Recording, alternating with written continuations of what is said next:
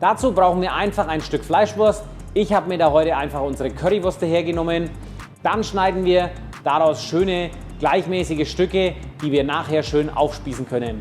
Ich nehme noch ein bisschen rote Zwiebel und gelbe Paprika dazu und dann besorgt ihr euch ganz hauchdünn geschnittenen Bacon. Den wickelt ihr um die Stücke und fixiert sie nach und nach mit dem Spieß. Jetzt spießen wir alles nach und nach auf den Spieß auf, sodass es auch eine schöne, gleichmäßige, bunte Mischung gibt.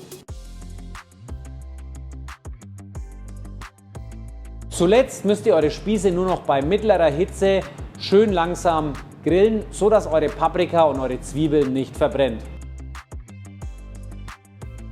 Nehmt die Spieße vom Grill, legt sie auf einen Teller und richtet sie noch mit etwas Barbecue-Soße oder zum Beispiel auch Schaschlik-Soße an.